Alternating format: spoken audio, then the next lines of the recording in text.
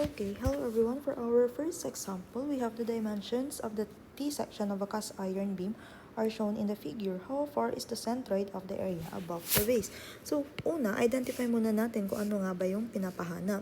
We all just know na centroids ang pinapahanap, but let's just check the question. So, first, yes, tama, centroid of the area yung tinatanong.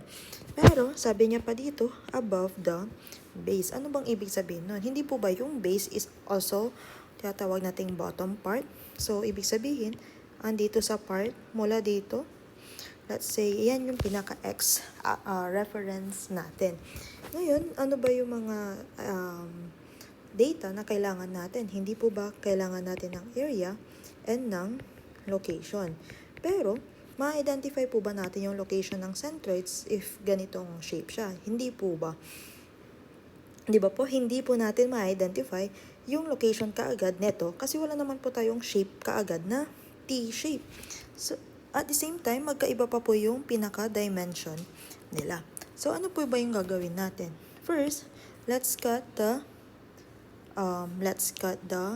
shape muna. Kung ano yung mga composite shape na meron po tayo. So, let's say na ito yung first shape natin, ito yung second shape natin.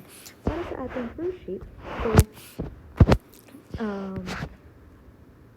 minsan kasi pwede tayong gumamit ng table, pero minsan naman ginagamitan ng talagang pinaka-separate parts. So, I will use the individual na lang muna. So, let's say na si area 1 natin, yung first shape is, rectangle yung shape. So, ano ba yung area ng rectangle? Hindi po ba base times height? Ano po ba yung base niya? It's 1 inches times yung height po niya na 8 inches equals sa 8 inches squared. And then, ano ba yung magiging location ng ating area 1? Hindi po ba ang location by geometry ng rectangle is sa pinakagitna? So, pinakagitna niya, ano ba yung magiging, kumbaga, mula sa x-axis niya, ano yung magiging location nung ating first shape? So, i-represent na lang natin na y1. So, para sa ating y1, hindi po ba sa base natin sa formula table kanina, ang y-axis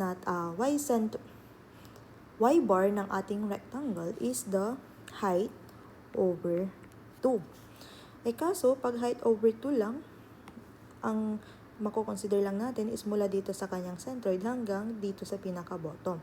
Kaso meron pa po, hindi pa tayo nakarating sa mismong x-axis kasi nga sabi niya above the base. So, ibig sabihin, ito yung pinaka-reference natin. So, dapat yung location ng ating first shape is aabot hanggang sa x-reference natin. So, ano pa yung kailangan natin? I-add pa tayo ng 1. So, palitan nyo lang yung value ng h ng 8. 8 over 2, 4 plus 1 is equals to 5 inches. How about para sa ating area 2? Area 2 natin is rectangle lang din ulit ang shape. So, base times height lang din. Ang base niya is 6 inches. Ang height niya is 1 inch. Sorry. So, ngayon, multiply lang natin. We have the 6 inches squared. How about yung kanyang y2? Saan ba ang magiging y2? Hindi po ba, again, nasa middle po ang ating centroid ng rectangle. So, paano natin mapaproject yung ating y2? y2 po natin is, again, h over 2 lang. And then, may i-add pa po ba tayo? Wala na po. Kasi mula po dun sa pinaka-centroid niya, ito po, hanggang dito sa x-axis natin, yun na po yung pinaka-location nung centroid nung second shape. So, palitan nyo lang po si height ng 1 inch. So, ang magiging value po is 0.5 inch. Ngayon, hindi po ba, since na-identify na natin yung area 1, yung y1, area 2, tsaka yung y2, ibig po sabihin, pwede na nating mahanap yung pinakakabuang y bar. Kasi hindi naman natin pwedeng malocate kaagad. Base lang sa, base lang sa pag-estimate natin ng centroid. Kasi nga po, nagkakaroon po tayo ng discrepancy, especially if magkakaiba po yung kanilang reference or kanilang shape, kanilang dimension. Ganun po. So, marami po yung pinaka-factor niya. So, let's say na ito yung y bar natin. So, hindi naman natin alam kung tama ba na andyan yung location natin or pwede din na lumagpas do sa mismong pinakagitna nung first shape. Okay, so sabihin lang natin na andyan. Okay, ngayon, ano ba yung pinaka-formula natin? Hindi po ba, sabi ko nga po, it likes Varignon's theorem or yung mga momentum sum natin, we have yung malaking A times y bar is equals to summation ng maliit na a times y. Ngayon, substitute natin lahat. Meron na po ba tayong area total? So, wala pa po tayong area total. I-total lang po natin. Iusog na lang po muna natin to. Lagay muna po natin dyan. So, ang ating area total will be 8 plus 6 is equals to area 1 plus area 2.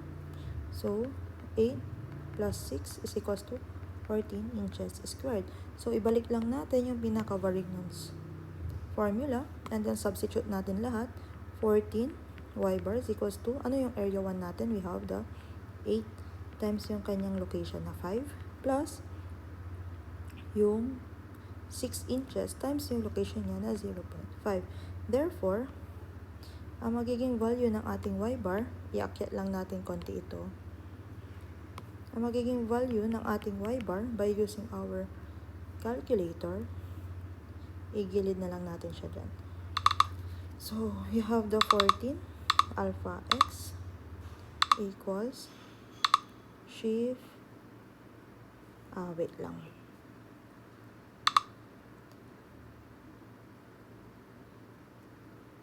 Saan ang shift calc? Ay. Pasensya na po. Parang hindi ata natin siya naayos.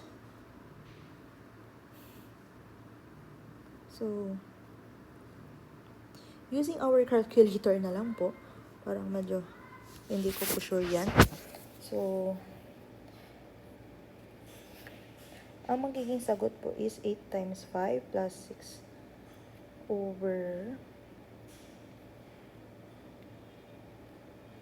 14. Ang magiging value po natin is y is equals to 3.071 inches. Therefore po,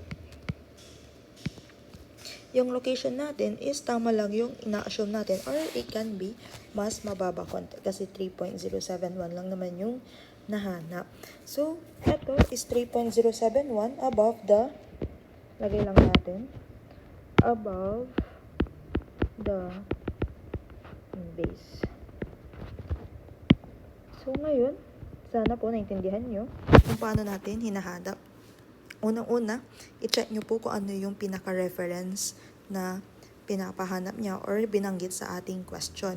Baka po kasi pwede namang centroid of both axes or ito pong tulad dito, centroid of the area above the base or pwede ding centroid of the area below the top.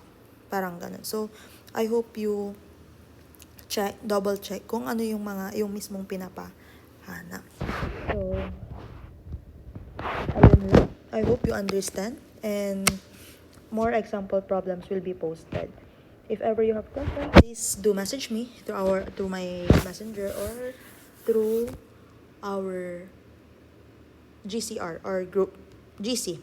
Ayun, so thank you and goodbye.